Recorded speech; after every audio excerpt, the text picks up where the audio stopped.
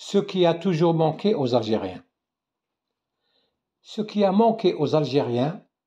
pour réussir les grandes mutations intellectuelles, politiques, économiques et sociales qui ont permis à d'autres peuples de se hisser au rang de puissances imposantes et de sociétés homogènes, c'était de réaliser, à la faveur des opportunités offertes par l'histoire, le passage de l'individuel au collectif, du nomadisme à la sédentarisation, de la tribu à la nation, de la réaction émotionnelle à la réflexion rationnelle, de la quiétude fataliste à la prise en charge consciente et résolue de leur destin. Pendant des siècles, ils se sont contentés d'une sorte d'autogouvernement à l'échelle du Arsh ou de la Deshra, s'accommodant d'un genre de démocratie volontariste et informelle à base de vertus morales comme la Jma'a et la Twiza, embryons d'institutions inopérantes quelques kilomètres plus loin et hermétiques aux améliorations suggérées par l'évolution. À aucun moment les Algériens n'ont possédé l'équivalent d'un projet de société prenant en compte tout le territoire national, toutes les populations, toutes les richesses économiques et culturelles, agencées à l'intérieur d'une vision globale de l'État et saisies par la conscience générale comme des éléments fondateurs d'une identité collective. C'est comme si notre ADN ne comportait pas d'informations relatives au groupe, de données grégaires, d'hérédité sociale. L'ADN des sociétés, c'est leur passé. Et le passé, c'est le logiciel renfermant ce qui a été accompli ensemble, la somme des expériences collectives, des habitudes de travailler et de produire en relation les uns avec les autres, amassées tout au long de leur parcours historique. C'est le bilan non pas de ce qui a été subi et supporté par tous, mais de ce qui a été réalisé de concert, en connaissance de cause, dans la liberté et la conviction. Ce sont toutes ces choses qui confèrent à une communauté le savoir-vivre ensemble, le savoir-faire historique, le know-how collectif qui la distingue des autres communautés. Ce sont ces influences réciproques, ces contraintes de groupe, librement consenties, ces pratiques sociales séculaires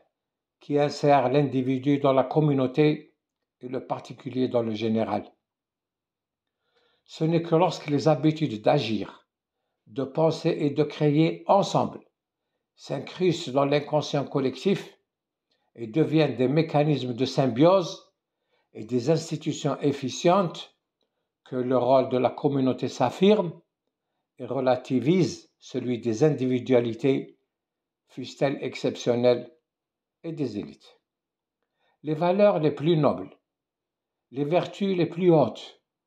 les qualités les plus généreuses, quand elles ne sont pas activées à des fins générales, ni conditionnées pour devenir des matériaux de construction, quand elles gisent à l'état primaire au fond de l'individu, ou tout au plus au niveau de la tribu, deviennent des handicaps, des défauts, des vices rédhibitoires quand il s'agira d'instaurer des règles d'organisation collective et de fonctionnement général. C'est ce qui explique que notre mère patrie ait mis au monde davantage de héros libérateurs que de héros civilisateurs, que notre peuple soit plus connu pour ses faits d'armes que pour ses réalisations pacifiques, et que le défi nous ait toujours paru plus attrayant que l'invitation à nous engager dans des œuvres de longue haleine requérant assiduité, discipline et collégialité. Quand on a trop longtemps vécu sans l'intervention d'une culture associative qui structure et organise les particules élémentaires que sont les individus autour d'une propriété délimitée, d'un travail régulier et d'un code social, quand on a pu traverser les siècles sans ordre politique stable, ni contraintes juridiques d'aucune sorte, quand on n'a été que les spectateurs indifférents d'État érigé par des étrangers sur son propre sol, l'idée que des systèmes sociaux et des édifices institutionnels soient indispensables à la vie ne se présente même pas à l'esprit, et le sens collectif ne trouve dès lors ni comment ni où se former. C'est miracle qu'il ne soit pas arrivé aux Algériens ce qui est arrivé aux Indiens d'Amérique, aux aborigènes d'Australie, aux civilisations précolombiennes, que la persistance dans des modes d'organisation révolus, ajoutée à la cruauté des conquérants européens, ont précipité dans le néant.